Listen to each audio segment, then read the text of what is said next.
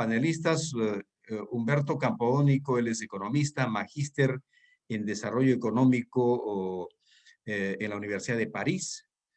Se desempeña como investigador en el Centro de Estudios y Promoción del Desarrollo, DESCO, y también en la CEPAL, en la Comisión Económica para América Latina y el Caribe. Fue presidente del directorio de Petroperú, de la empresa estatal, entre el 2011 y el 2013, y actualmente es catedrático de la Facultad de Economía de la Universidad Nacional Mayor de San Marcos. Y Jean-Paul Benavente, el gobernador regional de Cusco, desde el año 2018, él es magíster en Economía y Políticas Públicas por la Universidad Torcuato Di Tella y en Globalización y Procesos Económicos y Sociales por la Universidad del País Vasco, en convenio con la Universidad del Cusco, y también es docente en esta misma universidad. Las reglas de juego de la reunión son las siguientes. Vamos a empezar con una intervención de cada uno de los panelistas, empezando por Humberto Campodónico, que tendrán, digamos, entre 20 a 25 minutos para exponer su punto de vista. Luego de ambas presentaciones, vamos a leer las preguntas del público. Entonces, al público los instamos a alcanzar sus preguntas a través del chat. El equipo que está organizando esto me ayudará para ordenar esas preguntas y transmitirlas a nuestros panelistas. Luego tendremos una intervención de nuestros panelistas por aproximadamente 5 a 7 minutos, y luego podemos tener una segunda ronda más de preguntas del público y una intervención final de nuestros panelistas. Entonces, sin más, yo doy el uso de la palabra a Humberto Campodónico. Por favor, Humberto, adelante con tu presentación. Y muchas gracias por acompañarnos. Bueno, buenas tardes con todos y todas. Muchas gracias, Epifanio, por la invitación. También quiero saludar al gobernador Jean-Paul Benavente por su presencia. Me va a ser, creo que, un diálogo interesante para ver el tema del gasoducto surandino. Entonces, yo he preparado una... a ver, compartir pantalla. Acá vamos a compartir pantalla.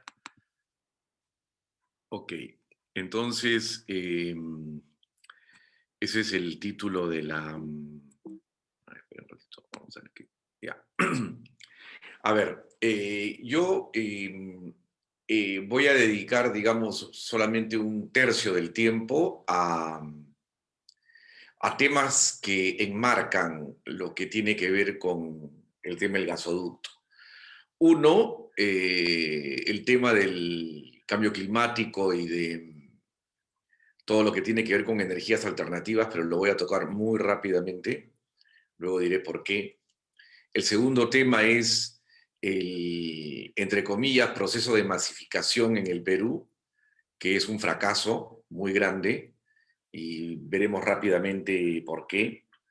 Y luego las 2/3 partes de estos 20 y algo minutos los voy a dedicar, quizá un poquito más, no sé, los voy a dedicar al nuevo proyecto del gasoducto del sur. Ok, entonces esto es.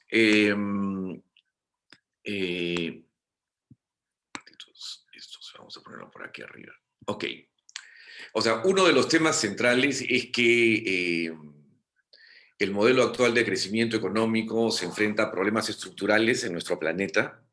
Hay un grave deterioro medioambiental y un fuerte impacto en las actividades humanas. Cuestiona de raíz el patrón energético actual. No es posible mantener su crecimiento, el de combustibles fósiles. Los límites están a la vista y por ello los países del mundo buscan una solución global para reducir las emisiones de los gases de efecto invernadero. Esos son los gases que emiten los combustibles fósiles, o sea, sobre todo los hidrocarburos, petróleo, carbón y gas. La COP15 de París así lo señala y establece metas precisas para disminuir los gases de efecto invernadero, en algunos países más que en otros. Si bien hay un problema, el cumplimiento de las metas no es vinculante. Igual constituye un gran avance.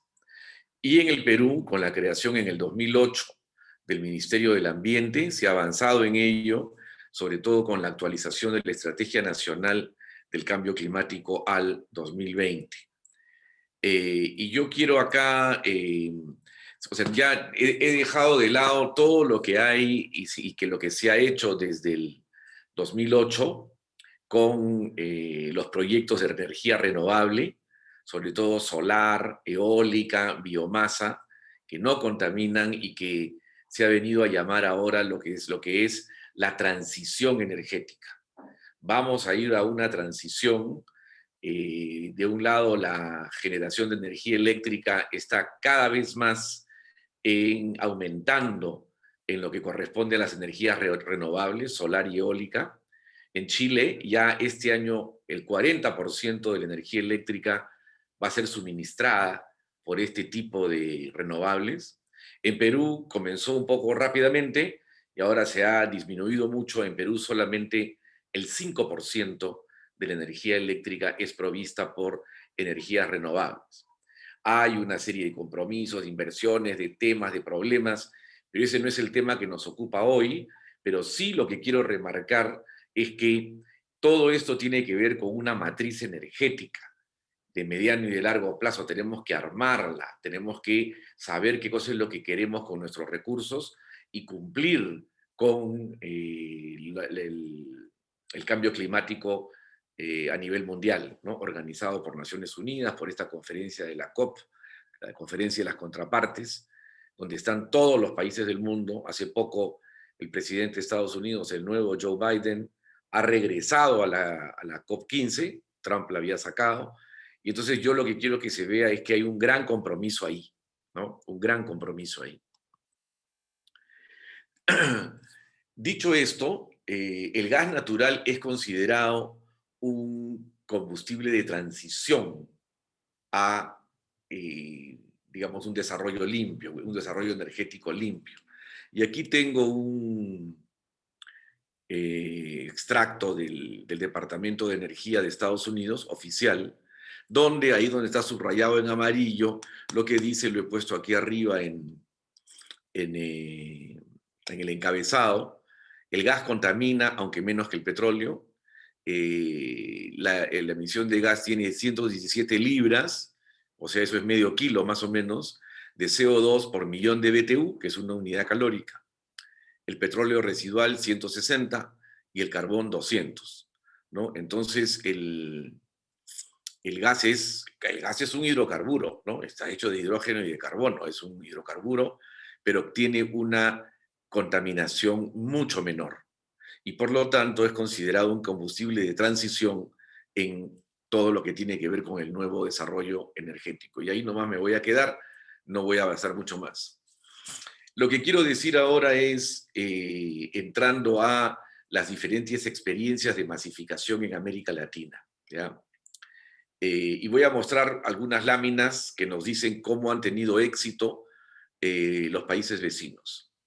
Este es Colombia, y esa es su red de gasoductos, ¿no? Que va desde Cali al sur, Neiva de los Pinos, Bogotá, Bucaramanga y arriba hasta el Caribe, ¿no? Y hay pequeños gasoductos chiquitos que se ven acá en amarillo. Ellos tienen gas menos que nosotros, como se ha dicho. Esta es la Red Nacional de Gasoductos de Colombia. Y aquí hay otra, que es lo mismo, digamos, pero un poquito más gráfico. Ahí están cuáles son los campos petroleros, cuáles no son. Y hay toda una parte, todo Colombia está unificado con la red de gasoductos. Y lo que está acá son los campos productores, etcétera, ¿no? Este es el Venezuela, ya el lago de Maracaibo. Y esta parte es la parte de contrafuertes de los Andes, que es poco habitada, ¿no? Entonces tienen su gas. Y esto es Bolivia, ¿no? Aquí hay un mapa de Bolivia desde Tarija, en la frontera con Argentina, y ustedes ven acá está La Paz, al lado de Perú, Oruro, Cochabamba, Corumbá, Tarija, ¿no? Tarija está por acá. Acá hay uno que está mejor, este está mejor. Esta es la historia de los gasoductos bueno, Brasil-Argentina, acá hay uno que va a Argentina y el que va a Brasil va por acá, va a Brasil y el que va por acá. Todo está conectado, como ustedes lo ven, ¿no? Fuertemente conectado. En el Perú, la Red Nacional de Gasoductos supuestamente se planea hace muchos años que va a haber un gasoducto por la costa, que va a haber otro gasoducto por acá, que va a haber un gasoducto por el sur peruano, que es este. Creo que mi puntero se ve, ¿no? ¿Sí? ¿Se ve acá la flechita? Sí, sí, se ve. Sí se ve. Ya. Ok, aquí está Camisea, ¿de acuerdo? Y de aquí tendría que ir el gasoducto hasta Arequipa, Mollendo, o sea, Hilo, e incluso con ramificaciones hasta Tacna. Se plantea que haya un gasoducto costero, se plantea también, acá está Lima, y se plantea que también haya un gasoducto por acá, por la costa, y otro gasoducto incluso que desde Ancash entraría por Huánuco, Pasco, Junín. Todos planes, planes, planes.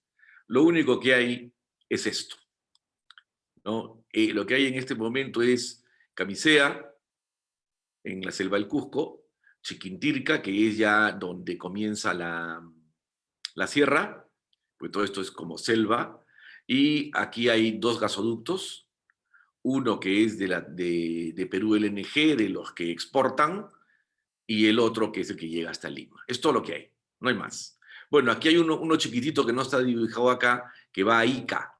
¿Ya? Hay un ramal de acá que va hasta Ica. Y eso es todo, no hay más. Eso es todo lo que el Perú tiene, ¿no? Huérfano completamente frente a la realidad que hemos visto en los otros países. Y tiene explicaciones, ahora luego las vamos a ver.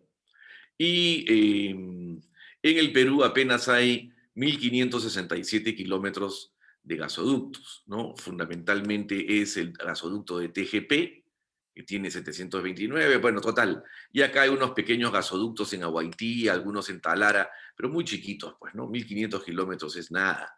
Es fundamentalmente ese tubo repetido. Muy poco, muy poco. Entonces, el tema es que los países tienen planes energéticos de largo plazo, pero el Chile tiene su plan de energía del 2050, con participación del Estado, las empresas, los colegios profesionales, las universidades y la sociedad civil. Estados Unidos tiene un plan de largo plazo. Y aquí hay un montón de planes que se han ido desarrollando, pero ninguno de los planes en el Perú tiene carácter vinculante. No hay lineamientos, ¿no? Lineamientos de política energética, etc. Y es imprescindible entonces que Perú tenga un plan energético. No es un problema de que no tengamos buenos técnicos. El problema es que los dueños de la molécula, vamos a verlo más adelante, no quieren un plan energético. Y los planes nacionales de masificación. Los gobiernos de los países vecinos han puesto en marcha planes de masificación que ponen por delante el objetivo social por encima de la lógica crematística del retorno de la inversión. Eso hizo Argentina en la década del 60, Colombia desde la década del 70 y Bolivia desde el 2006 hasta hoy, casi igual que nosotros, la misma época. Para ello utilizaron a sus empresas públicas, YPF en Argentina, Ecopetrol en Colombia, YPFB en Bolivia. Hoy en Argentina la cobertura del gas llega al 60% de los hogares, en Colombia al 80% y en Bolivia al 40%, un poquito más ahora, mientras que en el Perú estamos en el 10% del total de la población. Y el 90% de ese 10% es Lima, el 90%. El resto es un poquito en Ica, un poquito en Arequipa, Moquegua, un poquito en el norte, eso es lo que hay, completamente centralizado. Entonces, no hay masificación sin red nacional de gasoductos y sin gasoducto surperuano. Es un tema de economía de escala que a la vez toma en cuenta la realidad económica y social del país, y tenemos que decir que los recursos naturales energéticos no son un commodity más.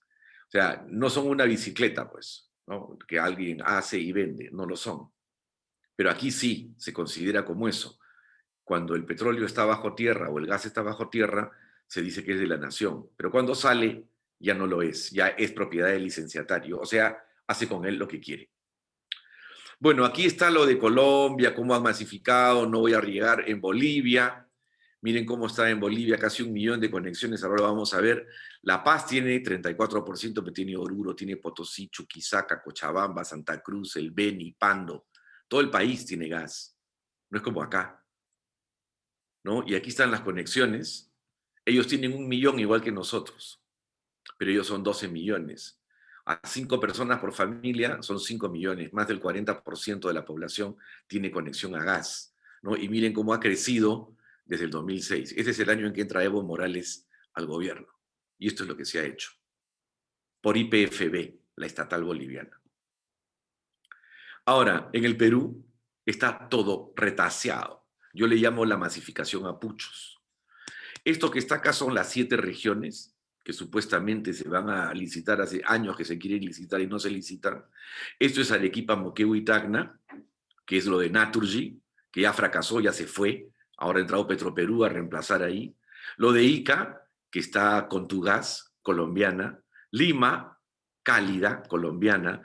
Todo esto que se ve acá el norte es Coavi, colombiana. Piura, que ya fue concesionada a Gasnor, colombiana. Y este Tumbes es una empresa aparte. O sea que todo esto lo tiene Colombia. Todo, hasta acá. Y está faltando la licitación esta para la masificación de las 7 regiones, que hace 15 años que la están planteando y no se realiza, ¿no? Entonces, ¿quién tiene gasoducto? El único que tiene gasoducto es Lima y un poquito Ica. Todos los demás van a tener lo que se llama los gasoductos virtuales, o sea, por camiones cisterna, camioncitos, que van a venir desde Lima y llegan hasta acá. E incluso usan el gas de Perú LNG, que hay que liquefactarlo, transportarlo, comprimirlo, por eso es que es carísimo, por eso es que Naturgy se fue. Y acá también. O sea, no hay gasoductos, no hay. Eso es lo que quiero que quede claro. Y esto no se licita hace años. Esto es un poco lo mismo, lo que hay. Y lo que quiero mostrarles acá es que en Lima, Cálida, o sea, ¿cuántos clientes hay? 815.000 clientes. A abril del 2019 ha aumentado un poquito más. Pero 761.000 clientes, o sea, el 93%, son en los domicilios. Y el GNV, que son las estaciones de servicio para gas natural vehicular, son 276. ¿Ya? Ahora, cuando vemos el consumo, ¿de acuerdo? En generación eléctrica son 24 clientes, ellos consumen todo esto, el 58%. Los clientes industriales 14, otros clientes industriales 11, las estaciones de servicio son el 13% y los domicilios son el 2% del consumo. El 2%, o sea, 10 millones de pies cúbicos diarios del total de 540. O sea, son el 93% de los clientes, son hogares, y el 2% del consumo nada más. O sea que nadie nos puede venir a decir que el consumo de gas domiciliario va a quitar el gas, de ninguna manera, ¿no? Eso es como está. Entonces, solamente en Lima es que se puede hacer subsidio cruzado. O sea, las grandes empresas, la generación eléctrica, los clientes industriales, le proporcionan a la empresa el capital o el monto para la inversión para llevar a los domicilios y el gas vehicular, pero sobre todo a los domicilios, porque hay que romper las pistas en toda la ciudad para poner las tuberías y después llevarlos hasta dentro de la casa. Eso cuesta. Entonces, ¿cuál es el subsidio cruzado que va a haber en Ayacucho, en Huancavelica, en Andahuaylas, incluso en el Cusco, que es mucho más grande y tiene más demanda? No hay, pues. O sea, hay que entender que la masificación del gas domiciliario, sobre todo domiciliario a los hogares, tiene rentabilidad social, no económica. Si le buscas la rentabilidad económica, no la vas a encontrar. Y vas a estar fracasando y fracasando y fracasando, como sucede con la licitación esta de las 7 regiones y con lo que ha pasado en Arequipa, ¿no? Ok. Entonces, aquí tengo todo lo de las concesiones que hay en el norte, en el sur, la de Arequipa, Moquegua, Tacna, lo que ha fracasado, pues, ¿no? Los 64.000 hogares que tendría que haber hecho Naturgy, que también ya ha fracasado, lo de Piura, los planes de Gasnorte en Piura, de hacer gasoductos acá, Y el caso de las 7 regiones es el más notable. Ya con eso voy a dejarlo de lado porque si no, no va a haber tiempo para lo del gasoducto. Pero miren, esto es Proinversión, que en el 2005 dice que va a ser una distribución de gas natural en regiones para Ica, Ayacucho y Junín. ¿Saben qué fecha es esto? 2005. Acá dice, el acto público, adjudicación de la Buena Pro, el acto público de presentación y apertura de ofertas se ha programado para el día 24 de enero del 2006. Seguimos esperando. El plan de las 7 regiones que se iba a licitar supuestamente ahora en marzo, ya como la 10ª prórroga. ¿Por qué? Porque no hay la suficiente cantidad de rentabilidad económica para esto. Esto tiene que ser abordado por el Estado como un proyecto de agua potable, de luz, de gas, bueno, el gas de electricidad, ¿no? Es así como se tiene que ser abordado. Tiene que ser un derecho, ¿ya? Ayacucho, ya todo, pues todo acá, acá las 7 regiones, todo, ¿ya? Hay diferentes incentivos, en algunos hay el FICE, y lo que quiero mostrarles es, por ejemplo, en Lima, el gas llega a $4.39, en Boque Pozo 2.97, 1.42, 4.39. En Ica a 3.84, pero en el noroeste, que es Coavi, y el Naturgy, que se fue, tienes un precio del GNL de $5, es carísimo con el método de licuefacción. El transporte virtual, o sea, los camioncitos, 3.54, o sea, llega a al norte a 8.58 y en el suroeste a 8.64. O sea, 8 y en Lima 4, en Ica 3.8. Imposible, pues, competir con otros, ¿no? Y es absurdo porque es como si la gasolina en Lima costara 10 soles y en Arequipa 20, ¿no? No puede ser, no puede tener 2 precios, pues. Ahí hay que poner una tarifa estampilla, una tarifa igual. Es un fracaso esa masificación del gobierno. Ya, aquí voy a pasar acá. Entonces, ya vamos ahora al gasoducto.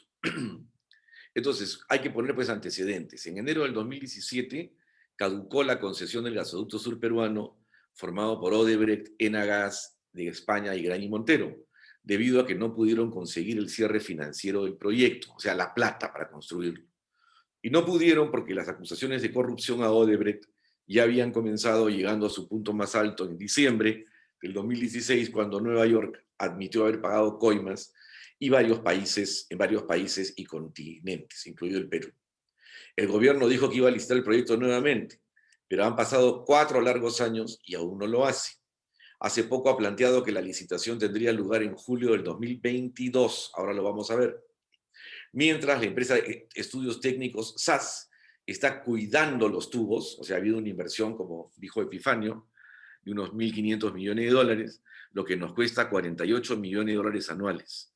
Si consideramos el segundo semestre del 2017 hasta el 2021, habremos pagado 216 millones de dólares. Y todavía falta hasta el 2022 la cantidad de dinero que está ahí. Caducado el proyecto, el gobierno contrató a la consultora inglesa Mott MacDonald para una revisión integral del proyecto. Entendía que el desprestigio del gasoducto era grande por la corrupción de Odebrecht y que era necesario devolverle credibilidad. Al mismo tiempo, los adversarios del proyecto dijeron que el gasoducto no solo era malo por la corrupción de Odebrecht, sino que era innecesario, un elefante blanco, e inviable, pues no había las suficientes reservas de gas, la capacidad de los tubos era demasiado grande y tampoco había en el sur una demanda que lo justificara. El informe de Mott MacDonald analiza estos temas y si bien no ha sido dado a conocer oficialmente, en diferentes conferencias virtuales, funcionarios del Ministerio de Energía y Minas han dado a conocer aspectos claves, ¿no? Entonces lo que tenemos es que se ha encomendado un informe a una consultora muy prestigiosa que ya ha dicho qué cosa es lo que hay que hacer, una vez que ha hecho una revisión de todo, porque claro, es más o menos lógico, pues no, si un gasoducto falla, tienes que ver qué cosa es lo que hay, no tanto por el gasoducto mismo, sino estaba el financiamiento en las tarifas de luz, había corrupción, entonces tienes que traer a alguien que te dé, digamos, la certeza de que el gasoducto que se estaba haciendo estaba bien. ¿no? Eso es bien importante, ¿ya? Entonces, estas ya son diapositivas, casi todo lo que les voy a enseñar son las diapositivas de una conferencia que dio el viceministro de Energía y Minas, el ingeniero Víctor Murillo, acá se ve un poquito, ¿no? Ok, entonces, el nuevo proyecto ya no se llama Gasoducto Sur Peruano, sino se llama SITGAS, Sistema Integrado de Transporte del Gas. Abastecer de gas natural proveniente de Camisea a los usuarios de las regiones del sur, así como a las centrales térmicas del nodo energético del sur. Eso es bien importante, descentralizando la generación eléctrica y la masificación. Y dice reforzar la continuidad del suministro del gas natural y líquidos de gas a los usuarios del sistema, por lo que también mejorará la seguridad energética. Y acá están las diferentes leyes que se han hecho para, o decretos supremos, etcétera, para llevar esto adelante. Entonces, lo primero, comencemos por la demanda. Pero aquí les quiero poner, primero les voy a poner el cuadrito. Eso también es del informe de Mott MacDonald, del ingeniero Murillo. Entonces, ¿qué dice? Demanda determinada por Mott MacDonald, estudios de preinversión, millones de pies cúbicos y millones de pies cúbicos diarios. ¿Cuál es la demanda total? 473.8 millones de pies cúbicos diarios. Esa es la demanda, ¿ya? El Cusco tiene 69.6, Apurímac 0.9, Puno 13.5, Moquegua 181.9. Ahora vamos a ver por qué. Arequipa 204, Tacna 3.2, suma 473. El Citygate es bueno, el Citygate en inglés quiere decir la puerta de la ciudad. O sea, es usuarios residenciales, comerciales, pequeñas industrias y gas natural vehicular. En el Cusco 10.3, Apurímac casi nada, Puno 6, Moquegua 1.5, Arequipa 19.2, Tacna 3.2, 41. ¿Ya? Esto es Mott MacDonald. Grandes industrias en el Cusco, 12.5, Apurímac no tiene, Puno 7.5, Moquegua 19.6, eso es Southern fundamentalmente, Arequipa 17.6, Tacna 0. Y en generación eléctrica, en Cusco 46.8, fundamentalmente Quillabamba, en Apurímac 0.9, en Puno 13.5, y aquí viene en Moquegua, ahí está la central de Hilo, de 500 megavatios, que consume 160 millones de pies cúbicos diarios, 181.9 en total acá, y en Arequipa tenemos la de Mollendo, que son 167.9 millones de pies cúbicos diarios, ¿ya? Entonces, esa es la demanda, ¿de acuerdo? El requerimiento de gas natural, ya, esto es Mott MacDonald, miren, demanda determinada por Mott MacDonald, o sea, ya no somos nosotros, yo también lo he calculado antes, pero ya, esto es Mott MacDonald, ¿ya? Ok, entonces regreso acá, la mayor parte proviene de las centrales, ya. Esto es importante, esta demanda es significativa, recordemos que cuando se lanzó Camisea, la proyección era que la demanda solo alcanzaría la cantidad de 350 millones de pies cúbicos diarios después de varios años. Creo que me he equivocado, creo que es 450, creo. Ya, total, no es tan grave, se corregirá luego, pero lo que quiero ir es que acá tenemos 473, ¿ya? Y entonces ahora lo que vamos a ver es las reservas, ¿ya? Aquí esto me está fastidiando acá. Bueno, ya no sé qué hacer aquí con esto. No, un instante. Bueno, acá las reservas, ¿ya? Mott MacDonald dice que sí existen las reservas de 4.85 TCF necesarias para el SITGAS. El lote 88 proveerá un TCF, el lote 56, 0.23, eso está acá, ¿ya? Esto también es de Mott MacDonald, y ahí están las reservas, descubiertos, disponibles para el SITGAS, dice al final. Yo les voy a dejar esto acá, si quieren ustedes lo ven con más calma, no podemos perder mucho tiempo. Hay 5.38, o sea, los recursos descubiertos son 14.92, la demanda interna y externa que estamos exportando gas 9.54, disponible para el SITGAS 5.38, y como se van a consumir 4.87, sobrado. Estos valores tendrán que ser confirmados en el estudio de certificación de reservas y recursos contingentes por algunas consultoras, ¿no? Para que se certifique que hay el gas. Entonces, también se chequeó el trazo, porque se consultó si, a ver, vamos de frente a la lámina, ¿ya? Este que está acá es el trazo, si es que se utilizaba el mar, o sea, con Perú LNG, que tiene su planta en Pampa Melchorita, si es que se iba por mar, esto también es Mott MacDonald, costaría 6.000 millones de dólares, 6.000, 6.300, 6.300, 6.300, 6.900, 7.200. Son diferentes alternativas que ellos no han dado el detalle, pero en todos los casos, Esto que está acá es el gasoducto marítimo, y esto es lo que cuesta. Este que está acá es el gasoducto por la costa. O sea, ir por la costa hasta Arequipa y de Arequipa subir al Cusco, ¿no? Y a Huancavelica, o sea, hacer la ruta al revés. ¿De acuerdo? Esto es lo que costaría.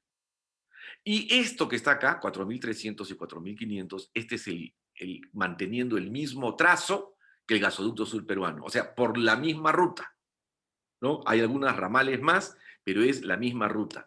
Y cuesta 4.300 porque el anterior costaba 7.000 y algo porque le habían agregado los 30 años de operación y mantenimiento del tubo, lo que ahora ya no hay, ¿no? Entonces el tubo ha bajado a lo que también era en esa época, ¿no? Entonces, uno, el transporte marítimo. La segunda alternativa sería el llamado gasoducto costero. Y la tercera alternativa sería seguir la misma ruta que el caducado GSP. El análisis arrojó que, ya lo hemos visto, vamos a repetir, ok. Ahora, es bien importante que se haya mantenido el mismo trazo, ¿no? O sea, con eso se desmiente a todos aquellos que decían que no, que bueno, ya, ahí está Mott MacDonald. Es muy prestigiosa Mott MacDonald, por si acaso, ¿eh? O sea, no es cualquiera. Es de la más alta importancia la ruta escogida, pues eso significa que se va a poder utilizar la tubería comprada por el anterior consorcio, parte de la cual ya ha sido tendida bajo tierra y que aún no ha sido valorizada oficialmente, pero cuyo valor se afirma que supera los 1.200 millones de dólares. Eso hay que auditarlo, pues, ¿no? Para saber cuánto vale, evidentemente. El cuidado de esos tubos para su buena conservación lo realiza la firma de estudios técnicos SAS, una cosa que ya mencioné. Entonces, es clave que el propio Mott MacDonald aquí haya dicho que es el mismo trazo. ¿Ya? Entonces, de la misma lámina, reservas y recursos en la selva sur, ¿no es cierto?, para garantizar la disponibilidad de gas natural y da un montón de cosas, pero por ejemplo hay una cosa bien importante que no había en el anterior, dice negociar un acuerdo comercial para el uso del gas del lote 58 en el proyecto SITGAS. El anterior gasoducto fue negociado sin haber visto las reservas. Claro, no se podía porque en ese momento el lote 58 dijo, no me interesa. Y como ellos son los dueños del gas, dicen no me interesa. Entonces, como Perú no es dueño de sus recursos, lo licitaron el anterior gasoducto sin tener un contrato firmado para reservas de gas. Y eso fue algo que objetó la Contraloría. Negociar un acuerdo comercial para el uso del gas del lote 57. Negociar un acuerdo comercial para el uso del gas del lote 88 en el proyecto SITGAS hasta un TCF. Ese lote 88 debería ser solamente para el mercado interno. Ya. Ok, aspectos socioambientales, facilidades de superficie y ductos, ya, todo. O sea, se está planteando un proyecto mucho más integral. Reservas, el tubo, la demanda. Aspectos a desarrollar, ¿no? Aquí está el ingeniero Víctor Murillo, que él es el viceministro de Hidrocarburos, la determinación de la autosostenibilidad, estudios técnicos, informe legal, coordinación con MOUES, memorándum de entendimiento con los contratistas, cartas de intención por transporte, cartas de intención acá, informe de evaluación, transacción del proyecto, bases, ya, es bien integral, pero lo están demorando desde mi punto de vista innecesariamente, ya. Pero es todo lo que se está haciendo. Una cosa sí, no hay tubo de líquidos. Al no haber tubo de líquidos, no hay base para la petroquímica. Ese es un gran hierro y una gran falta, algo que se debiera corregir. También dice que es rentable económicamente y socialmente. Eso también es de Mott. Dice que la rentabilidad social es de 4.580 millones de dólares. Por acá está, 2.990 y 1.540. Y sobre todo por el ahorro de los consumidores de gas natural, ¿no? Y acá está todo el van social. Total, no todos tienen que entenderlo, pero lo que está diciendo es que es rentable, hay rentabilidad social. ¿De acuerdo? Eso es lo que está diciendo. Y no han puesto la económica, pero también dicen en otro momento que hay rentabilidad económica. Lamentablemente no la pusieron en las láminas, no la tengo. Porque esto que está acá no lo tienen más que los que han visto todo el video por la tele, por la computadora, ¿no? Yo les puedo pasar el link si quieren, de repente le toman foto a algunas otras cosas que se me han pasado a mí. La corrupción. Veamos ahora las acusaciones de corrupción y las consideraciones legales. De un lado, Odebrecht y Graña y Montero tienen acuerdos de colaboración eficaz con la Fiscalía. De otro, la española Enagás ha acudido al arbitraje internacional del CIADI, demandando 500 millones de dólares al Estado. Asimismo, Enagás ha sido incluida en la investigación preliminar de la fiscal Giovanna Mori, la misma que está en pleno desarrollo. Entonces, ¿cuál es el planteamiento? Para llevar adelante la licitación se necesita encapsularlo, es decir, que los procesos, acuerdos de colaboración eficaz, investigaciones y posibles juicios, sigan su camino y se determinen las responsabilidades y sanciones que correspondan. Mientras tanto, la licitación puede llevarse adelante y el gobierno embargará el monto de inversión en los tubos hasta que los acuerdos y o procesos lleguen a su culminación. O sea, los nuevos postores vienen y uno dice 4.000, 4.500, no sé cuánto ofertarán, y de esa plata el gobierno separa aquello que ya se ha determinado que los tubos cuestan. Y con eso se verá el final de los procesos judiciales, se negociará con Odebrecht, con Enagás, con Erañi Montero, habrá que ver lo que se hace, ¿no? Yo no puedo prejuzgar, no soy abogado ni conozco a fondo estos temas, pero lo que sí puedo decir es que esto no debe de ninguna manera demorar el proyecto, por eso es que hay que encapsularlo y salir adelante, y limpiar de cualquier responsabilidad al nuevo postor, porque el nuevo postor, si ve que va a haber un lío judicial, no van a querer entrar a la licitación, evidentemente. Ya, y acá está el cronograma optimizado de actividades, todo lo que se ha venido haciendo, y lo que quería mostrarles era, ¿dónde está? Transacción del proyecto, el punto 8. Licitación y buena pro, miren, el 5 de julio del 2022. Y se terminaría en el 2023, en enero del 2023. No, perdón, eso sería el otorgamiento. La construcción sería del 2023 al 2025 y entraría en operación comercial el 30 de octubre del 2025 acá. Estamos en completo desacuerdo con eso, pero bueno, el gobierno es el gobierno, este gobierno no lo va a licitar pues en los 4 meses que le quedan. Vendrá el próximo gobierno y esperemos que el próximo gobierno, ¿qué le digo? Si no lo quieren hacer, si el gobierno que viene no lo quiere hacer, lo que va a decir, no vale el estudio de Mott MacDonald, hagamos otro estudio, ¿no? Y le irán dando largas. Pero este estudio, y ese es uno de mis mensajes, vale. Hasta ahora no lo entregan, hay que pedirlo, ¿no? Porque lo que yo tengo acá es el estudio, pero son láminas que el propio ministerio está presentando. Hay que tener todo el estudio, ¿no es cierto? Y si es que ya ha demorado tanto, lo que inicialmente nosotros planteamos que era una demora, en el fondo se convierte en un elemento importantísimo. Los ingleses de Mott MacDonald dicen que el gasoducto, el SeaGas, sí se puede hacer. Tiene reservas, tiene oferta, tiene demanda, tiene todo. Entonces, no. Okay. Humberto, si podemos ir terminando, ya es tiempo, por favor. Ya, entonces, bueno, y voy a terminar acá. El otro tema conexo es de que si es que no llega el gas bueno, este es un tema, este es un poquito anterior, pero si no llegara el gas, esta curva que se cruza acá es que la demanda es mayor que la reserva eficiente.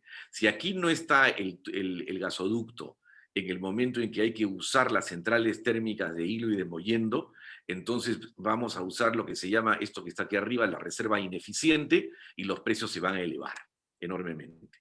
Ya, entonces, bueno, ¿quiénes ganan si no hay gasoducto surperuano? Evidentemente todos aquellos que generan ahora energía hidroeléctrica y térmica de gas.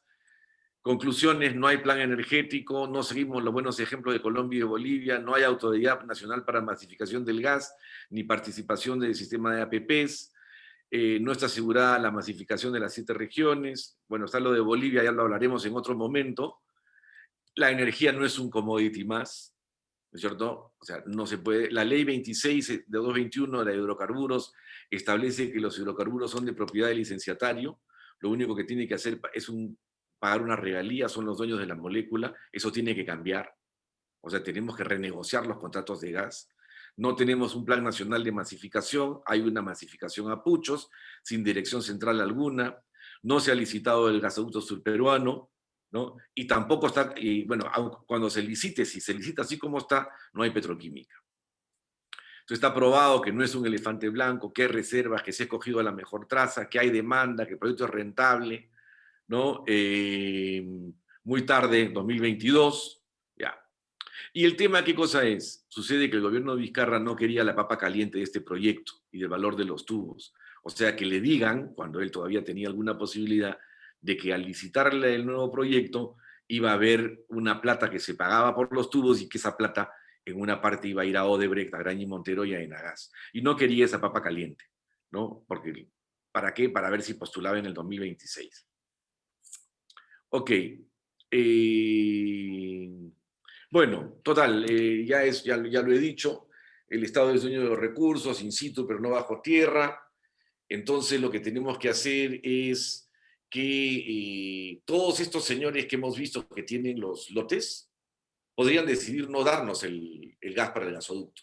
Entonces, porque ellos son los dueños, y aquí termino, es lo que dice la ley 26221, y los contratos firmados con esa ley son contratos ley, están amparados por el artículo 62 de la Constitución de Fujimori del 93, que dice que estos solo pueden ser modificados si es que hay acuerdo entre las dos partes. Gran candado.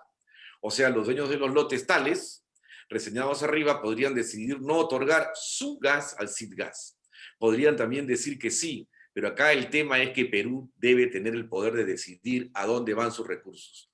Eso se llama soberanía sobre el destino de los recursos y es tarea del próximo gobierno. Bueno, y aquí ya viene lo de la petroquímica. Si en algún momento se necesita, entraremos a eso. Bueno, hasta aquí mi presentación. Disculpen por el mayor tiempo que ya he podido usar, pero me he tratado de esmerar en presentar el proyecto, sobre todo de Mott MacDonald, porque levanta todos los argumentos que habían para que no haya el gasoducto, ¿no? Hay reservas, se mantiene la traza, hay demanda, se va a hacer los acuerdos con los... Supuestamente se va a hacer los acuerdos con los lotes, pero el tema no es ese, el tema es que no hay que hacer ningún acuerdo. Perú tiene que decirles, oiga, mi gas viene para acá, punto, se acabó. No hay más que decir. Eso es lo que debiera hacer. Eso es en Bolivia, en Colombia, en Estados Unidos, en Argentina, en todos lados. La energía no es un commodity. La energía es un recurso natural básico para el destino y el desarrollo del país. Gracias. Gracias, Humberto. Ya. Gracias por tu presentación, abundante información. La principal conclusión, así en suma, es que todos los argumentos que se esgrimen por los detractores de este proyecto, en el sentido de que no hay reservas, no hay demanda, no hay rentabilidad, no tienen mayor sustento y que, digamos, técnicamente este proyecto es viable. Quisiera saber ahora si el gobernador regional de Cusco, Japón, obviamente ya está presente. Yo creo que estaba, debo informarles, atendiendo un conflicto, un reclamo de los cocaleros en el Cusco. Esa es la razón por la que no nos ha acompañado desde el inicio. Entonces, señor gobernador, no sé ya si nos puede conectarse. Ya lo vemos aquí, digamos, conectado. Mabel, ¿podrías? Japón, buenas tardes. Hola Epifanio, ¿cómo estás? Un saludo también Gracias. a Humberto Campodónico y a todos los participantes. A sus órdenes. Si podemos iniciar. Sí, por favor, adelante. Bueno, si me permiten, por favor, compartir unas 5 o 6 láminas. Si bien es cierto, Humberto ha abordado prácticamente todos los temas de información, de diagnóstico, de situación actual. Van a disculpar por el ruido que está habiendo afuera, pero mi región es así, está un poco convulsionada. Es un momento difícil para el país. Tenemos a los transportistas, a los cocaleros, a los alpaqueros, a los mineros en constante movilización y conflicto social. Y justamente ahorita estábamos viendo el problema de una empresa quebrada como es Enaco y la compra de la hoja de la coca legal. Pero en el marco de ello sí nos interesa y agradecer la invitación que nos hicieron para poder plantear algunos puntos como gobierno regional desde la perspectiva que tiene Cusco. Y nuestra propuesta siempre ha sido este tema de soberanía e independencia energética, no solamente de mi región, sino del Perú. Tenemos hoy día un gasoducto que va de Camisea hasta Ica, y obviamente eso no garantiza seguridad eso no garantiza independencia, eso no garantiza descentralización. Y es urgente que tengamos otro gasoducto para garantizar seguridad, independencia energética, autonomía. Si uno falla, el otro puede funcionar. Ya se les ha señalado que 50% de la energía eléctrica del Perú hoy depende de Camisea. ¿Qué pasaría si el gasoducto que va hacia Ica paraliza 2-3 días? Eso comprometería el abastecimiento de energía eléctrica, aparte de lo que significa en temas tarifarios y otros elementos. Entonces, yo voy a hacer un repaso breve nada más de lo que implica una línea de tiempo del gas natural en el sur peruano, el SIDGAS, que está planteado entre 2018 y 2019, y que, como ya se ha mencionado, tenía una hoja de ruta clara para poder ser implementado con algún Citygate que debería llegar a Cusco el 2022. Lamentablemente, como se ha señalado, esto no ha sido completamente, no ha sido absolutamente cumplido. Estamos esperando 7 regiones, pasado mañana deben de dar la buena pro, esperemos que no haya postergación. En diciembre o noviembre del año pasado me llamó la ministra de Economía y me dijo que iban a postergar 3 meses más, pero hasta ahora no hemos recibido ninguna llamada, espero que se cumpla. Habían 2 o 3 empresas que estaban en posición de concesionar 7 regiones, que es un proyecto de masificación, pero veamos qué podemos hacer. Como región hemos venido avanzando por nuestro lado, presionando al consorcio, a Pluspetrol, para que juntamente con Lima Gas instalen la primera estación gasocentro de LNG en Cusco, es la primera en el Perú, y que está permitiendo ya iniciar la era del gas en mi región, pero eso es todavía muy pequeño y que espero a partir de eso pueda impulsarse la cultura de gas, pero ciertamente nos interesa 7 regiones, nos interesa el SIDGAS para tener precios cómodos. Hoy día el balón de GLP en Cusco está casi 50 soles y obviamente es una de las demandas que se tiene acá en mi región, que es productora, que es la generadora de la energía más limpia y más importante del país, pero que hasta la fecha no ha sido considerada como tal para abastecerse de este insumo. También tenemos en proceso una planta de GLP en Quepachiato, un ducto que nos dejó Pluspetrol allí, una válvula, pero solamente de comprimidos y quisiéramos también acceder a los líquidos. Y acá hay todo un debate, ¿no es cierto?, como ustedes pueden ver, sobre el sistema integrado de transporte de gas y toda la propuesta que ha tenido Mott McDonald's en sus 4 entregables. Y en esos 4 entregables, pues, deberíamos de haber consolidado sobre todo un mensaje al sur del país de que el trazo se iba a respetar del anterior gasoducto sur peruano. Desde ahí la alegría para que ya no haya más dudas sobre el gasoducto marítimo u otra ruta que se quería y se pretendía implantar. Entendemos que el gasoducto sur peruano y ahora el SIDGAS, por la ruta que pasa por Cusco y se distribuye a todo el sur del país, es el más rentable, el más económico y obviamente también rentable socialmente, no solamente económicamente. Sobre la demanda y la existencia de reservas, creo que eso ya no está en discusión. Tenemos los TCFs necesarios, los trillones de pies cúbicos que se necesitan para impulsar este proceso. Hay que garantizar de que siga habiendo no solamente la exploración, sino la certificación de nuestros recursos. Y creo que es un rol y voluntad política también del Ministerio de Economía, de Energía y Minas, que debe plantear esta propuesta. Se ha hablado ya, categóricamente lo ha dicho Humberto, sobre todo este tema vinculado a las termoeléctricas, a las pequeñas industrias que podrían ser, digamos, principales demandantes y ojalá una propuesta de petroquímica que parece ser se está retirando de todo este proceso.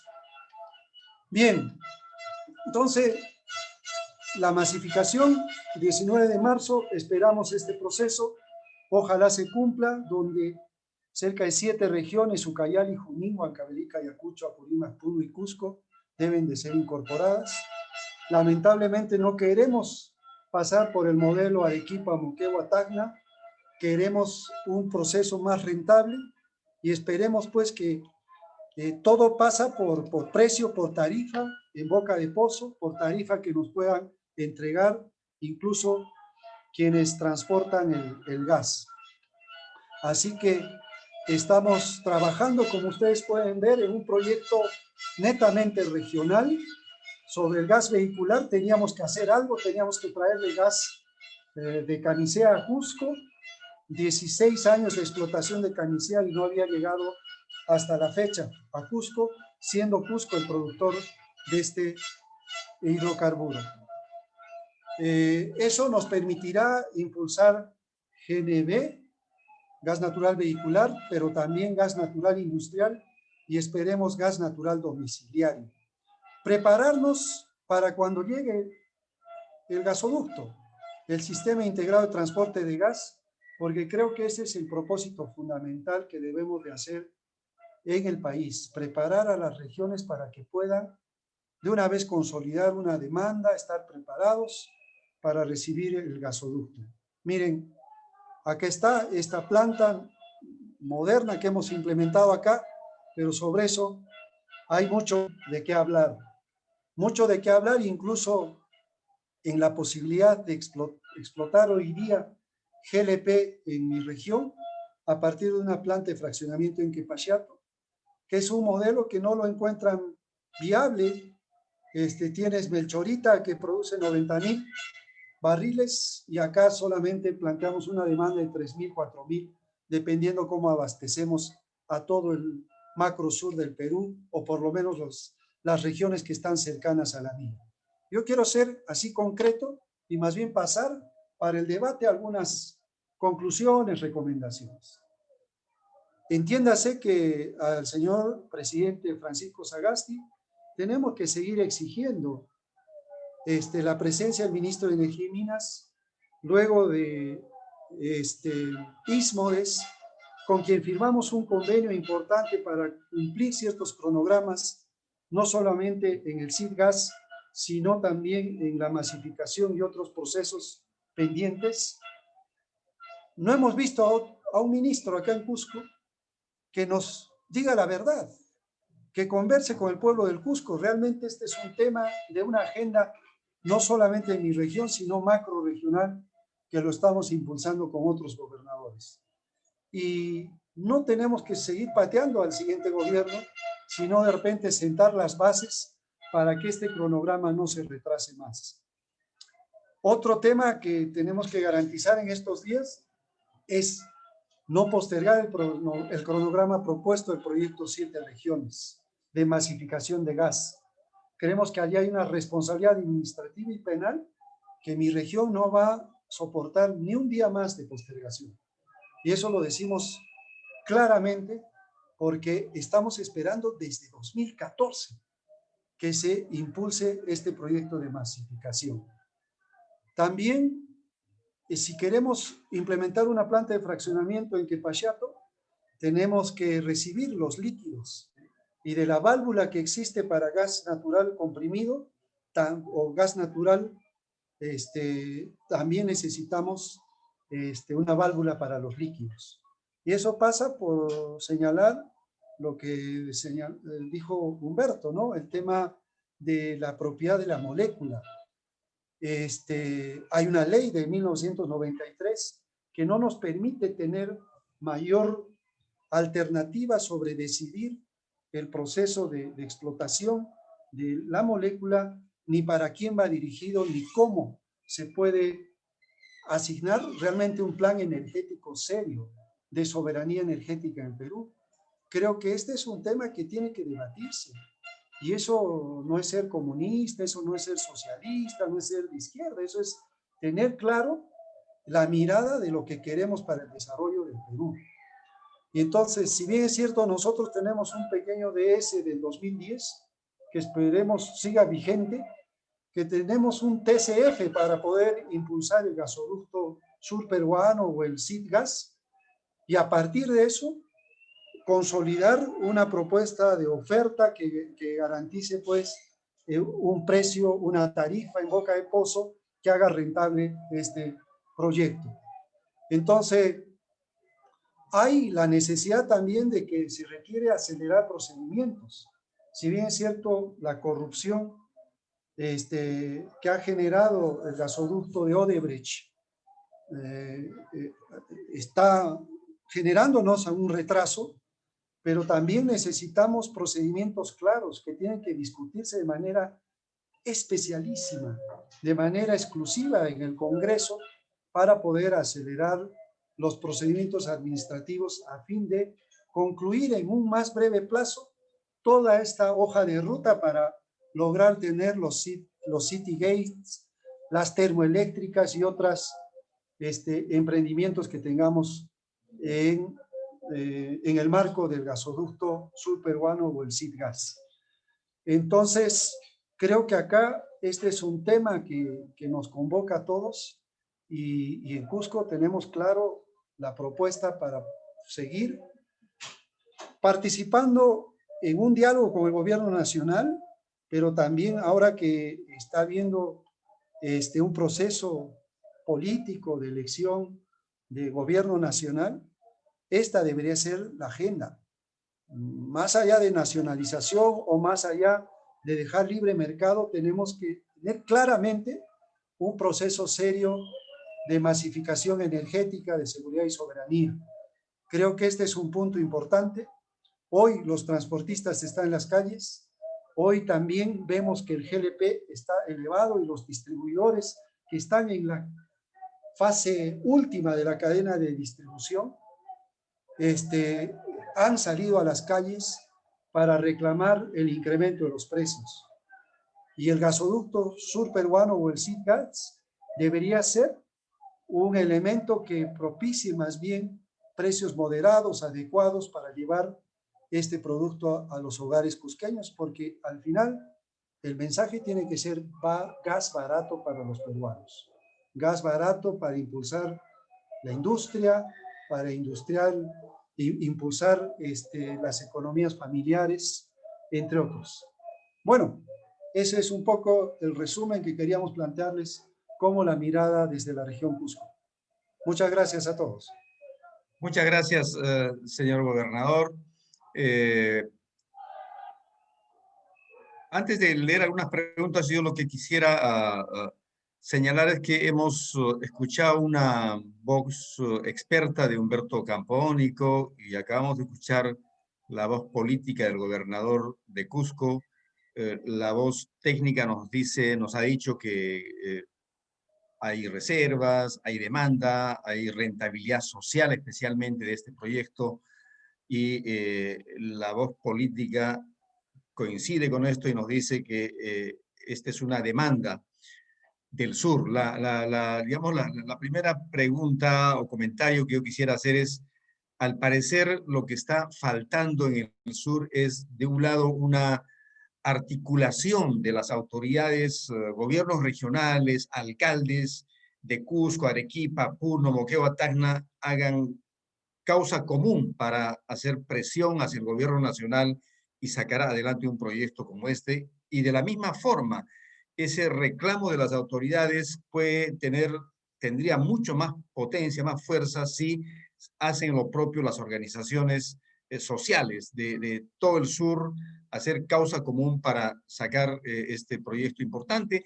Sabemos que las cámaras de comercio de Arequipa, de Cusco, también están digamos, apuntando en el mismo sentido. Entonces la pregunta es, ¿qué hace falta, qué nos hace falta para juntar todas esas fuerzas y llevar una expresión de propuesta técnica, de demanda social y de demanda política también para que el sur tenga finalmente gas barato como le corresponde para sustentar su desarrollo?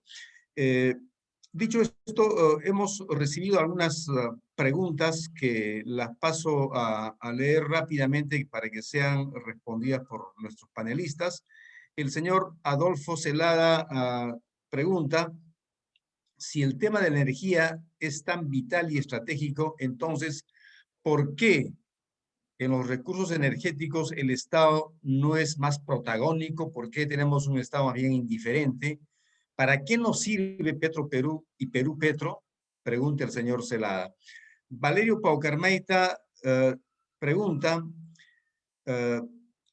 cuál es su opinión respecto a la masificación del gas virtual.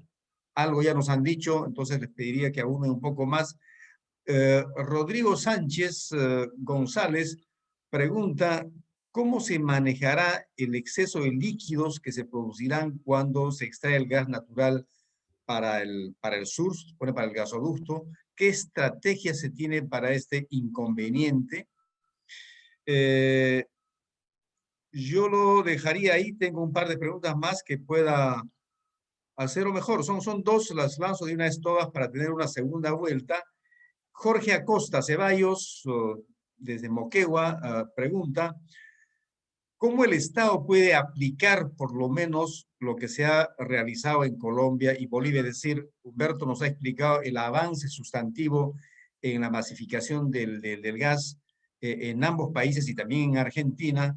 Entonces, ¿qué tendría que hacer el Perú para seguir este ejemplo? Y finalmente, el señor Armando Nava pregunta, con el nuevo proyecto, se supone que con el gasoducto, ¿qué cambiaría en relación a la disponibilidad de las reservas? ¿Sigue siendo la decisión de los propietarios del lote 58 proveer el gas o no?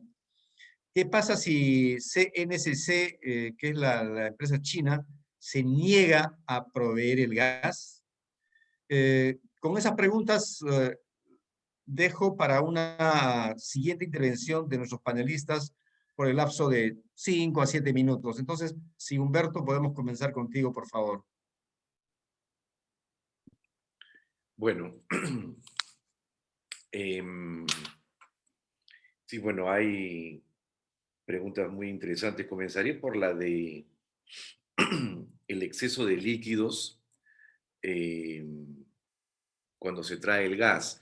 Bueno, a ver, cuando el gas sale a la superficie como gas, pero contiene una serie de líquidos que son muy importantes, entre ellos el GLP, ¿no? El gas natural tiene GLP y tiene también diésel y naftas. Entonces, eso se separa en camisea y ese diésel, ese GLP y esas naftas vienen a Pisco, ¿no? Y por un tubo diferente viene el gas hacia Lima. Entonces, ahora, si va a haber otro tubo, o sea, que tiene que haber, el planteamiento, hasta donde yo lo entiendo, y creo que es así, de SIDGAS, es que este va a ser un tubo de gas. Por lo tanto, en la planta que se llama Malvinas, en Camisea, le van a sacar los líquidos. Y esos líquidos los van a poner en el mismo tubo que viene ahora y viene para Lima. O sea, para Pisco, para la zona. Y ese tubo es grande, o sea, ese tubo tiene una capacidad de transporte mucho mayor a la de ahora. Es cuestión de chequear. Creo que son 120.000 barriles y hasta el momento está produciendo mucho menos. Pero bueno, está planteado que vengan a Lima. Por lo tanto, el gas que venga para el SIDGAS no va a tener líquidos. Ahora, aquí hay un problema, no se puede extender tanto. La cuestión es que no está planteada para nada la petroquímica, porque la petroquímica viene del etano. O sea, otro de los componentes que tiene el gas es el etano, y para todo lo que son los polietilenos, el etileno, etcétera, ese es el etano. Actualmente estamos quemando el gas con el etano adentro.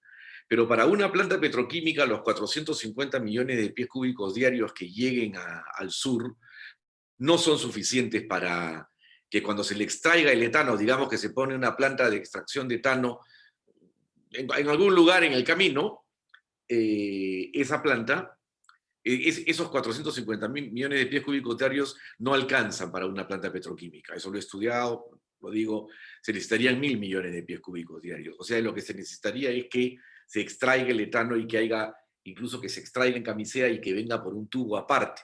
Eso no está contemplado. Y eso me parece que es un tema a discutir, porque no está planteado el tubo de etano para que venga, para que pueda haber petroquímica. Sin ese tubo solamente podría haber petroquímica del metano, que es distinta, y no del etano. Entonces, ahí me parece que hay un tema. El otro tema, bueno, yo creo que ya tiene que ver con las reservas y con la propiedad de la molécula. Tenemos pues ahí un problema, ¿no? Yo quisiera brevemente referirme a lo que pasó en Bolivia.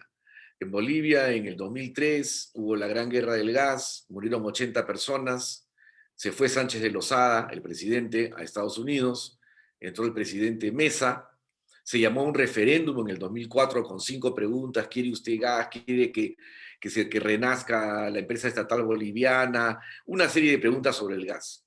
La gente, a mayoría de 85-90, votó que sí. Eso, y que la regalía suba de 18 a 50%, todo eso se votó en el 2005. Evo recién entra en el 2006. Todo el movimiento ya había. Y en el 2006, Evo lo que plantea es que hay que controlar el destino de los recursos.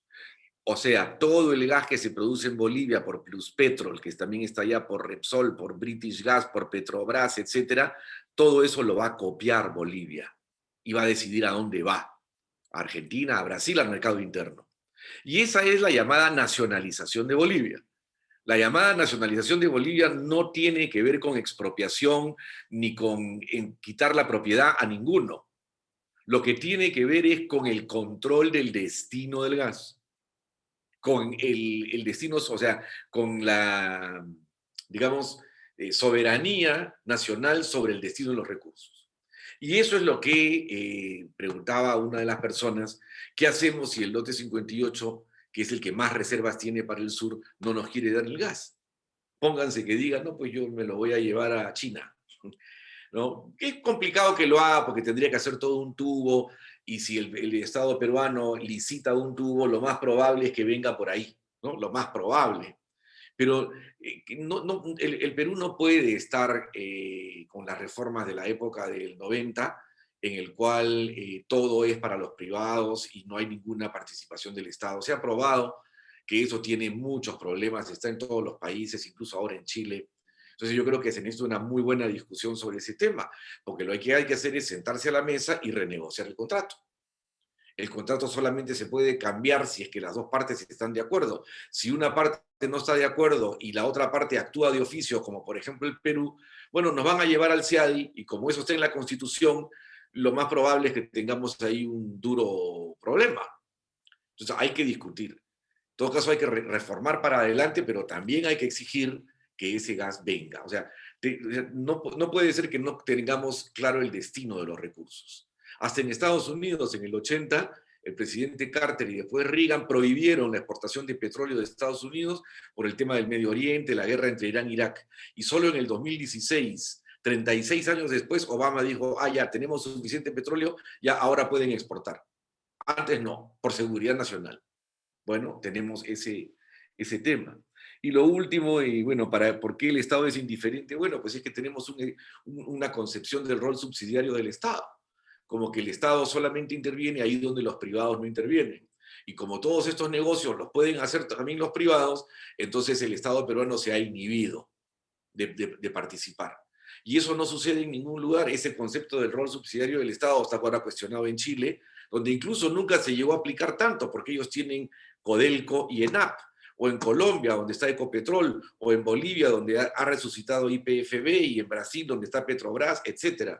Entonces, ese concepto del rol subsidiario del Estado, que impide la actividad empresarial del Estado ahí donde los privados también la pueden hacer, es un concepto que no tiene vigencia, es un concepto que ya debe ser dejado de lado.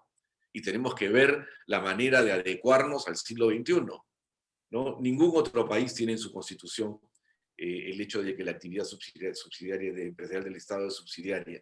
Y yo creo que ese es el tema. Y son intereses establecidos fundamentalmente por grupos de interés, por poderes fácticos y por el Ministerio de Economía y Finanzas, que es el que más defiende ese tipo de planteamiento. Gracias, Humberto. Sí. Entonces ahora vamos a dar Bueno, paso ahí queda. a... Muchas gracias. Gracias, Humberto. Al gobernador Jean-Paul Benavente, por favor, con sus comentarios a las preguntas, algunas de las preguntas a las que he leído. Sí, muchas gracias. Sí, concuerdo completamente con lo que se ha manifestado. La necesidad de soberanía y seguridad energética creo que tiene que ser una política nacional. Y allí se tiene que trabajar cuanto antes, no solamente esperar al próximo gobierno. Eso nos ha quedado claro. Bueno, lamentablemente pues la pandemia nos ha hecho perder todo el año 2020 para impulsar esa agenda nacional, ni siquiera agenda regional. Y entiéndase que ahora, más que nunca, incluso con la subida del precio del GLP y de otros combustibles, es necesario retomar ese debate de manera seria. Estamos trabajando en ello y sí, pues la masificación, por ejemplo, del gas virtual es importante para iniciar una primera fase. Pero si queremos consolidar el desarrollo energético, obviamente necesitamos que el tubo llegue a nuestras regiones. Y para eso vuelvo a reiterar y precisar esto. Se dicen que hay 10 TCFs, entonces tienen que estar certificados. La dirección a dónde se llevan estos recursos, totalmente de acuerdo, que tiene que estar claro en sentándonos en la mesa con las mismas empresas del consorcio para poder trabajar y con quienes son concesionarios de los lotes 57, 58, que son los chinos. Entonces, creo que acá hay que tomar en cuenta ese tipo de cosas. Cuando yo me referí a los líquidos que podamos usar en Quepachato, es del tubo que hoy día va hacia Ica, no del tubo que pasaría por Cusco hacia Moquegua, Arequipa. Entonces, quiero que se entienda y se separe bien esto, porque sabemos que los líquidos están yendo hacia Melchorita en Ica y allí necesitamos impulsar una pequeña petroquímica, una pequeña planta básica de petroquímica de GLP. Y ese creo tiene que ser un rol importante para ir descentralizando también el proceso de industrialización en nuestro país. Así que, nada, vamos adelante, por favor, a convocar, creo, un debate que empieza desde hace mucho tiempo, pero que hay que concretarlo en esta época, más aún cuando necesitamos escuchar propuestas de nuestros candidatos respecto de estos temas. Eso es importante. Muchas gracias. Gracias, señor gobernador. Ahora tengo algunas preguntas adicionales para la segunda. Epifanio, Sí, permítame, por favor, yo sí tengo que abandonarlos porque tengo todavía mis cocaleros ahí en la plaza y tengo que conversar con ellos un rato. Mil disculpas y muy agradecido por esta invitación. no, Hasta luego. gracias a ti por tu participación. Muchas Buenas gracias. tardes. Muchas gracias. Os decía que teníamos algunas preguntas, perdón, voy a verlas. Eh, una que nos han hecho es que ¿cuánto de energía se generará en el Perú con todas las fuentes y cuánto se consume? Las hidroeléctricas de Yuta y Yuclla, que generarían cerca de 500 megavatios, el de Proyecto Majesiguas 2, ¿qué incidencia tendría si el nodo termoeléctrico es de 500 megavatios cada una? O sea, como que nos pide una suerte de balance de todo eso, si eso funciona, si eso empieza a operar. Había una pregunta digamos, para el gobernador, pero lamentablemente ya se fue. Igual la voy a leer. Digamos, Rodolfo Marquina decía, ¿por qué no ha sido posible la concertación de los gobernadores regionales de la macrorregión sur para luchar por la materialización de este proyecto del gasoducto sur peruano y la industria petroquímica? El señor Henry Hurtado, o ¿cuándo se dará la masificación del gas natural domiciliario vehicular Por otra parte, en Cusco, ¿será viable la instalación domiciliaria considerando el centro histórico? Y decía, hace referencia a toda la infraestructura histórica que hay en Cusco y si eso puede ser una dificultad. De hecho, esta es una pregunta para el gobernador. Y aquí hay otra pregunta que igual la leo. ¿Por qué no se usan los recursos del canon gasífero que reside Cusco para hacer viable este tipo de proyectos? Lo cual por la ley no es posible. La ley del canon le da un destino específico a este recurso, ¿no? Entonces, Humberto, por favor, no sé si tienes una respuesta a alguna de estas preguntas o algunos elementos a añadir para ir terminando nuestro foro. Ya, muy bien. Bueno, yo quisiera hacer mención, pero así en 30 segundos, al hecho que en estos momentos el paro de transportistas a nivel nacional por el aumento del precio del diésel y el tema de los peajes y de la informalidad, se hubiera podido solucionar si es que ya tuviéramos gas natural vehicular. Porque el gas natural vehicular cuesta la mitad que el diésel, tiene precio regulado porque viene del lote 88 y no tiene ninguna relación con el precio internacional del petróleo. Y evidentemente que todo digamos, en Lima, en Ica, si es que el gasoducto estuviera ya en Arequipa, Cusco, Puno, etcétera, mucho del tráfico ya se estaría convirtiendo a gas natural vehicular y lograríamos una autonomía y una independencia de los precios internacionales del petróleo. El otro tema tiene que ver con lo de las centrales eléctricas. Bueno, lo que sucede, y yo lo mostré muy rápidamente, es que Perú en este momento tiene sobreoferta de energía. Nosotros tenemos una capacidad de potencia de 6.000 megavatios y esa es la que se usa, pero nuestra reserva es 6.000 más, o sea, tenemos 12.000 en este momento. O sea, hay una sobreoferta de potencia. Lo que pasa es que ya dentro de poquito, la potencia que hay, o sea, los 5.500 megas adicionales, son de los que se llaman las centrales no eficientes, o sea, que queman petróleo. No son ni de gas, ni hídricas, ni hidroeléctricas. Funcionan a petróleo, a diésel. Cuando comiencen a funcionar esas, si es que no podemos tener más centrales eficientes, el precio de la energía va a aumentar, porque quemar diésel para generar electricidad es el triple más caro que lo que es el agua con la hidroeléctrica o el gas. Entonces, el gran problema que hay es que si no llega el gasoducto al 2024 o 2025, las centrales de Hilo y de Mollendo, que son 500 megavatios cada una, o sea, de esos extras 6.000, 1.000 son del sur, van a tener que comenzar a generar quemando diésel, porque no va a estar el gas, ¿no? Bueno, ese es el tema. Yo la central de Utah no la conozco, pero me imagino, no sé si es hídrica. Si es hídrica, contribuye a lo que es la generación eficiente. Si no es hídrica, tendrá que esperar su turno en el momento en el cual comiencen a quemar las menos eficientes. Entonces, ese es el gran tema también con el gasoducto. No solamente es que descentraliza el consumo, más del 50% de la energía está en Lima, en un solo sitio, en Chilca, a 30, 40 kilómetros al sur de Lima. Ahí están todas las plantas térmicas, todas las que usan gas. Claro, en el camino desde Pisco, pues ahí nomás están. Y entonces tenemos un gran problema porque no tenemos descentralizada la generación de energía. Ahora, el otro tema que es importante comprender es que la energía eléctrica no abastece a la zona. Como hay un sistema interconectado nacional, lo que se hacen diferentes subastas y como la energía se puede hacer con un switch de un lado para otro, o sea, la de Piura, digamos, es contratada por Arequipa, pero no viene desde Piura, sino que, digamos, se hace una especie de pool, de piscina, y se van adaptando las diferentes energías.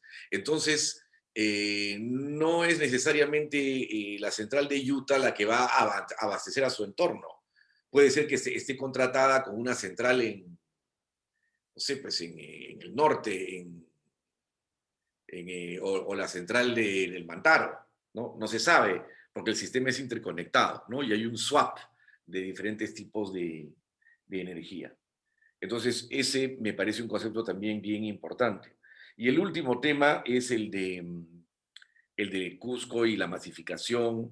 Bueno, podría comenzar, como ya ha dicho el gobernador, aunque sea cuando van a venir los camioncitos, porque se va poniendo la infraestructura del gas domiciliario, del gas natural vehicular, pero no se va a poder atender ninguna gran industria con el gas del camión, cisterna, no. Se van a poder atender, sí, el gas natural vehicular, los autos, y sí también los domicilios. Y si es que esto se licita, que ya lo han postergado años, se licita dentro de 2, 3 meses, sí se podría esperar que en el plazo de 8 o 10 meses, quizá un año, ya haya una masificación domiciliaria y varios grifos de gas vehicular. Habría que ver un tema de precios, pero no voy a entrar a eso ahora. Y bueno, y la masificación en el Cusco, sí, pues yo diría que, o sea, de ser factible, es completamente factible. O sea, los bolivianos han masificado toda la sierra de ellos, que a veces es en algunos lugares más alta que la nuestra. Entonces, no es un problema técnico de los cerros, ni de la, ni de la geografía de las ciudades, pero sí podría haber un problema, evidentemente, con, bueno, ¿qué le digo? El tubo está a 1 metro de la pista, ¿no? O sea, por debajo, no sé, yo no podría decir, tendría que ser alguien de la ciudad el que lo diga, pero podría presentarse, sí, algún tipo de problema en algunos barrios, ¿no? Bueno, eso es lo que quería decirles con respecto a las preguntas. Yo Humberto, sí hay agradezco un mucho. par de preguntas más muy puntuales que Bueno, brevemente te quisiera que pueda bueno, responder. El señor Francisco Burgos pregunta, ¿en qué aspecto se podría adaptar la estrategia de YPFB boliviana en lo que se refiere a la construcción del gasoducto surandino? Y la segunda pregunta del señor Antonio Gamero dice, ¿no cree que el tubo de líquidos podría hacerse por la costa, el etanoducto, de acuerdo a la evaluación comparativa con el poliducto de Camisea? Esas dos preguntas brevemente, por favor. Gracias. ya. Eh, bueno, yo creo que sí, la experiencia de Bolivia nos puede ser muy útil para la construcción del gasoducto surandino, pero, a ver, yo quisiera decir de que mucha experiencia hay en el mundo de grandes empresas de construir gasoductos y oleoductos en zonas complicadas. Hay un gasoducto que va desde Siberia hasta Alemania, ¿no? Y en Estados Unidos también hay un montón de gasoductos que atraviesan diferentes partes, o sea, cuidando mucho el medio ambiente, y en Asia, y en Europa, y en el África, ¿no? Y bueno, aquí el oleoducto norperuano, que se construyó en los años 70, también atraviesa parte de la selva y la cordillera de los Andes, igual con los gasoductos que hay acá, y entre Argentina y Chile hay 4 gasoductos, uno en Mejillones, en el norte, o 2 en Santiago y uno en Concepción. Entonces, el tema del know-how es importante, pero abunda, o sea, sí se puede. La otra idea, lo del etanoducto, me parece una muy buena idea, o sea, varias veces se ha planteado, ¿no? Que consistiría en el hecho que el etano, por ejemplo, se pudiera separar en Lima. Podría ser, no solamente el etano, o sea, ahí se tendría una ventaja, que se separaría el etano del lote 88, que viene a Lima, y también del etano de el lote 58, aunque ya, bueno, ahí habría un problema. Pero bueno, total, es cuestión de estudiar, pero sí me parece un tema muy importante, ¿no? Que el etanoducto se pueda hacer por la costa y que la petroquímica se haga en el sur, porque eso es clave para la descentralización, ¿no? Ahí ha habido siempre fricciones entre Arequipa y Moquegua para ver si se hace más del lado de Hilo, un poco más allá. Se había alcanzado un consenso en que una parte se iba a hacer en Hilo, otra parte más cerca de Mollendo, no sé. Había siempre esa discusión. Pero bueno, esa es una discusión que se tiene que resolver. Pero sí me parece clave que por todo el impulso que da la industria petroquímica, podamos tener una industria en esa zona, ¿no? Yo sí sería partidario de eso, y es una buena idea verlo del etanoducto, porque entonces lo más importante para la masificación y para las industrias es el gasoducto, y el gasoducto se haría de todas maneras por el mismo trazo que antes, refrendado por Mott MacDonald, y el etanoducto podría venir por la costa. Pues yo quisiera terminar, bueno, ya parece que están todas las preguntas, diciendo que creo que desde el punto de vista técnico en estos momentos, siempre van a haber enemigos del proyecto, siempre. Y algunos de ellos lo que no quieren es que haya dos bocas de salida, una boca por Lima, por Pisco y por Lima, y otra boca por el sur, ¿no? Porque piensan que de aquí a 10, 15 años, en los momentos en que haya un declive de reservas, si lo hay, podría haber una disputa por las reservas y por saberse a quién se abastece primero, o más, digamos, ¿no? Al sur o a Lima, a Pisco y a Lima. Y entonces yo sí creo que hay intereses que lo que dicen es, bueno, le mandaremos el gas al sur, pero que salga por la costa, ¿no? Que salga por la costa central. Entonces, ahí hay un problema, pero bueno, es un planteamiento para más adelante. Pero dejando eso de lado, está todo listo para verdaderamente impulsar el gasoducto, ¿no? Tenemos el informe de una empresa mundialmente reconocida, una consultora, ha ratificado que hay reservas, que el tubo está, que es rentable, que hay demanda, ha certificado el mismo trazo, ¿no? Porque no es lo mismo que lo diga yo, Campodónico, que lo diga McDonald's.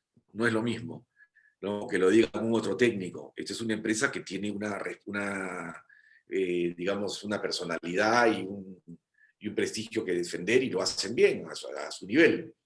Entonces creo que están los elementos para que puedan juntarse las diferentes fuerzas sociales, la sociedad civil, políticas, etcétera, y que puedan empujar hacia un consenso de la construcción del gasoducto y de tener una política de masificación a nivel nacional también, ¿no? Como transición energética hacia un momento en el cual podamos ser un país con energías limpias, que eso es lo que necesita el planeta y en lo cual nosotros como país, como gobierno, estamos comprometidos. Eso sería lo que hay que decir. Yo creo que hay mucho que hacer. En esta campaña quizás electoral, quizás se debe tocar mucho más el tema. Me parece muy bien la iniciativa de Propuesta Ciudadana de ponerlo en el tapete. Y bueno, estamos a la orden para cualquier tipo de planteamiento, de discusión que haya sobre este tema tan importante para el desarrollo del país y particularmente del surandino peruano. Muchas gracias, Humberto. Agradecemos por tu tiempo, tu valiosa participación, siempre con abundante información que queda claro de este foro que digamos, que los cuestionamientos que hay en torno al gasoducto reflejan más intereses y que este es un proyecto que debería ir. Y el otro mensaje importante es que lo que falta es, digamos, más cohesión de las fuerzas sociales, de las fuerzas políticas del sur para hacer causa común con un proyecto como este que con adecuaciones, con arreglos en el diseño, lo importante es que salga adelante. Y esperamos, desde Propuesta Ciudadana, esa ha sido nuestra apuesta de que este tema salga en la campaña, finalmente salió. Entonces, esta información la vamos a difundir ampliamente. También tenemos materiales que están a disposición del público para alimentar un buen debate y crear un sentido común acerca de la importancia de este proyecto del gasoducto para el sur del Perú. Entonces, a todos y todos los participantes, muchas gracias también por acompañarnos, por sus valiosas preguntas. Espero que haya sabido traducir bien, tal vez no todas por el tiempo. Y muchas gracias. Hasta otra ocasión. Buenas noches. Muchas gracias también. Hasta luego. Chao, chao. Chao.